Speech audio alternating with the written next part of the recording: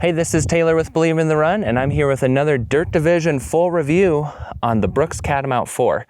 Hopefully this is a shoe that doesn't need much introduction to you.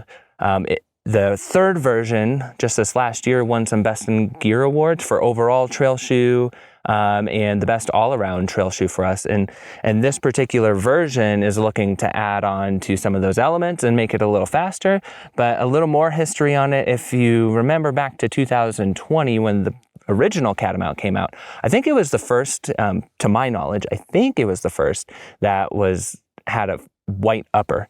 And that was really bold for the time, having a white upper. I love that personally. It looks so clean, but what I personally love is making it really dirty.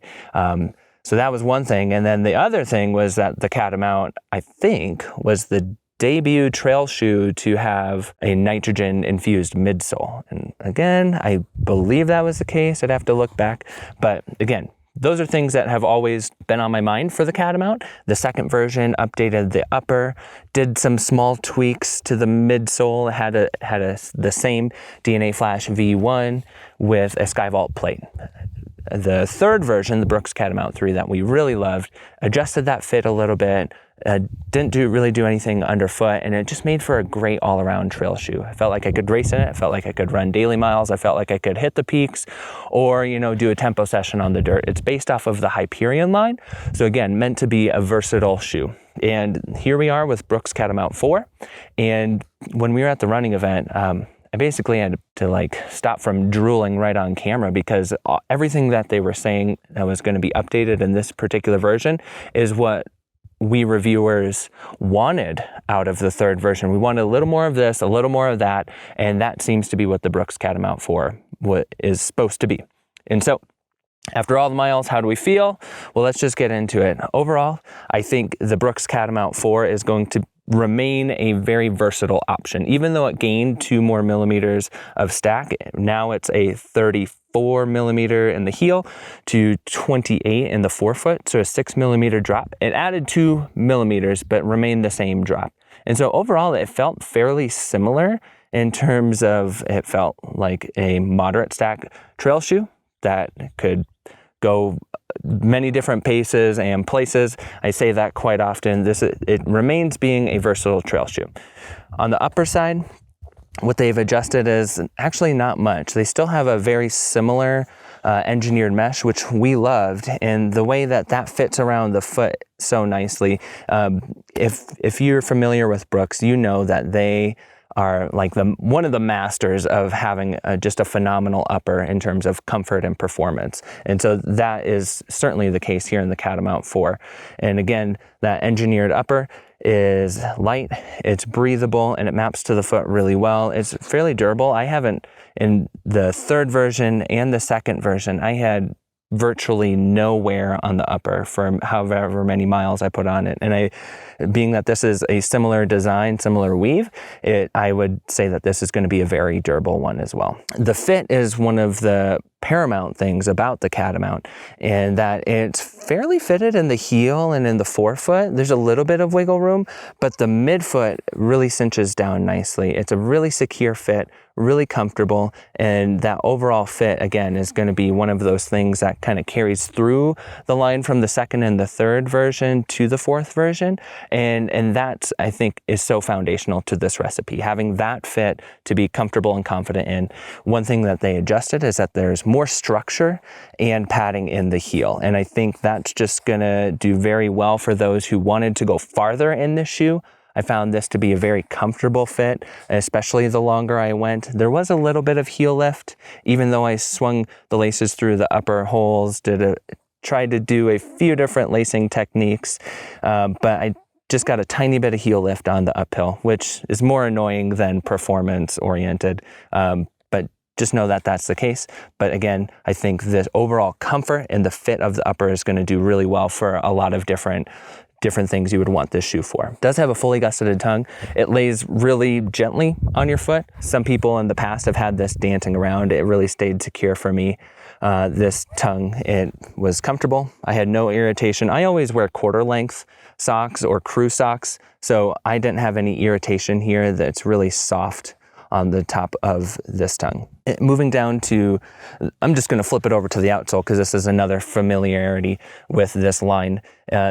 Brooks has really a grade A outsole rubber. They have this TrailTack Green rubber. Not only is it made with more green and recycled materials these days, but it's also very tacky on any terrain that I was on. And these 3.5 millimeter lugs, even though they're shorter, about the shortest the trail shoe will have, it did really well on a lot of different surfaces, whether it was wet, dry, even some of, like out here in Colorado, we have a lot of steeper segments that are just dust and dirt, and it actually did really well on that too. I didn't expect it to dig as much as they did, but of course with 3.5 millimeter lugs you can only do so much on those wet, slimy, grimy surfaces, mud, and so kind of what you'd expect, but overall the durability and the gripability of this outsole is up there with any of them. Which leaves us to the last and major piece of this shoe, which is this midsole with the SkyVault plate. And both of them were updated for this shoe. They both went from DNA Flash V1 and the SkyVault plate V1 to the version 2 of those. And so what that means is for the SkyVault plate in particular, they changed the shape and adjusted where it sits. So it goes from right back here, kind of hits the middle of the heel to the forefoot, and it forks out. And so really what I got from this particular shoe, because this DNA Flash V2, which I was so excited about, let me tell you, I was so excited about having the addition of a lighter foam, making this lighter. They added 2 millimeters of stack, which doesn't seem like a lot, makes a difference underfoot. But even though they added more stack, they were able to maintain the weight. And so that got me really excited, thinking that this was going to be a softer, more supple, not entirely soft midsole, but something that had just a little more squish, a little more give, so that you could leverage that SkyVault plate, which is something that we've wanted out of the last 2 versions. We wanted a little more to leverage that SkyVault plate in terms of having some really, really nice toe off, really good energy return. And I felt that, but only on the uphill, when I could really set my foot down and have to force this. I mean, look how firm that is.